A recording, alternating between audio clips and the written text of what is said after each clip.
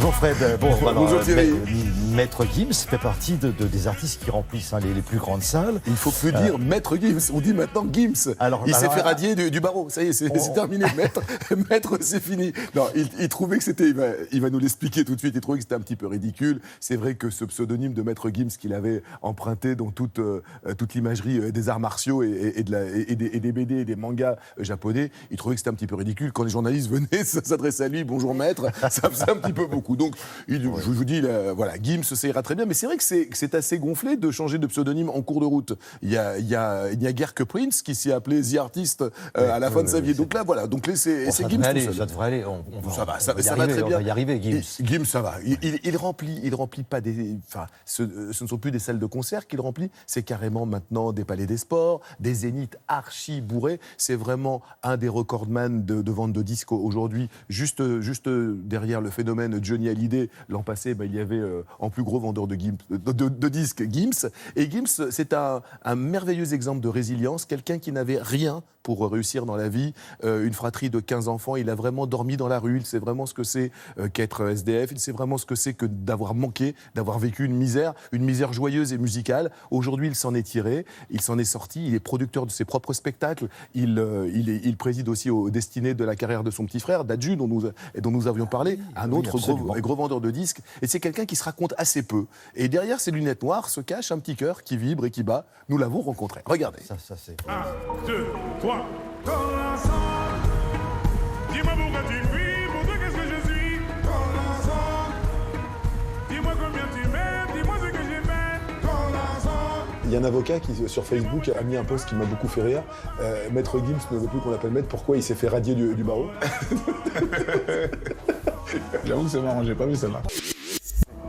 Non, moi c'est parce que ça devenait gênant un petit peu, je trouve. Maître, vous savez quand les gens vous appellent maître, on vous regarde dans les yeux. Maître, tout va bien. Ça devenait... c'était pas l'idée.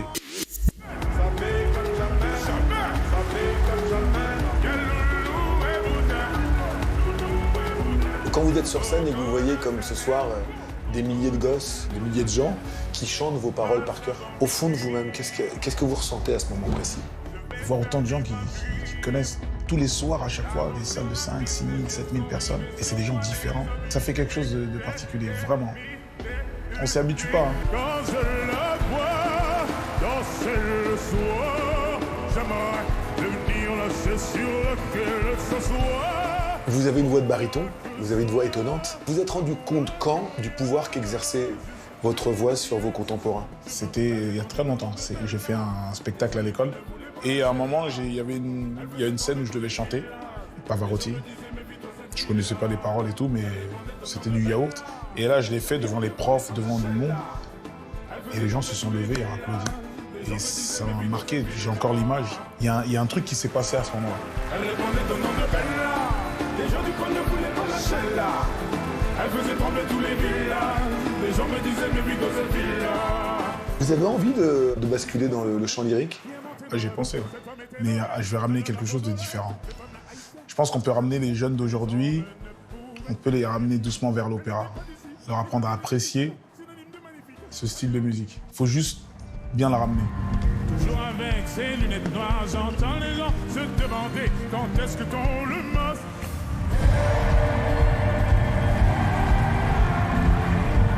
Serge Gainsbourg a écrit dans Pull Marine pour Isabelle Adjani et je mettrai des verres fumés pour montrer tout ce que je veux cacher. Aujourd'hui, vos lunettes noires, c'est une façon de vous protéger. Je me suis rendu compte que sans mes lunettes, on ne me reconnaissait pas, donc j'ai trouvé ça cool. Donc je peux me balader. J'étais à Strasbourg, j'ai fait du tourisme, j'ai vu la cathédrale et j'étais là et personne ne me reconnaissait.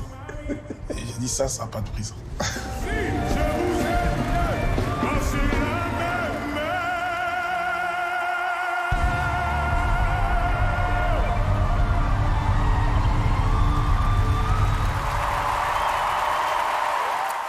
Alors regardez, Ah bah, on vous reconnaît plus, là, d'un coup d'un seul. Vous êtes qui, vous, sans Paulinette? C'est moi, c'est Thierry. Mais c'est vous, Thierry, comment allez-vous? Bon, Vous savez, le Stade de France bientôt.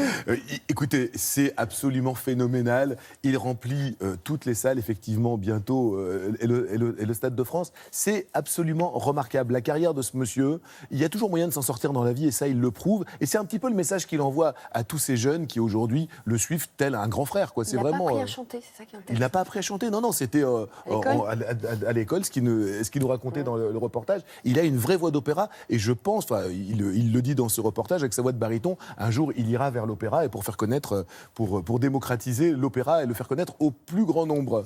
Merci beaucoup, Gims. Et voilà, et bonne tournée. Bon, c'était une journée compliquée hier, pour les artistes. Hier, Dick Rivers nous a quittés à 74 ans. Le jour de ses 74 ans, et le 24 avril a vraiment eu une place très importante dans sa vie. Il a signé son premier contrat avec une maison de disques le 24 avril 1961, Hervé Fornery, de son vrai nom, devenu Dick Rivers parce qu'il était allé voir Génération Loving You, et dans Génération Loving You, avec le personnage Elvis Presley. son personnage dans le film s'appelle Dick Rivers. Et donc Dick a entendu Dick, voilà, et c'est devenu Dick Rivers.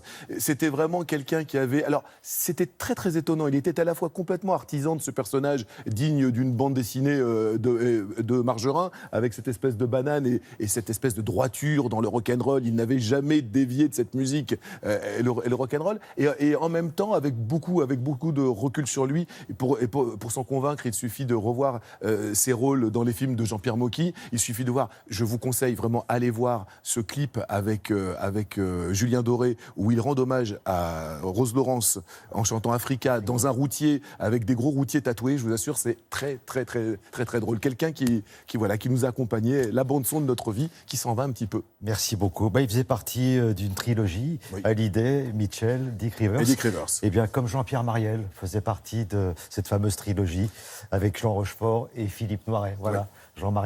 Jean-Pierre Mariel qui nous a quittés hier.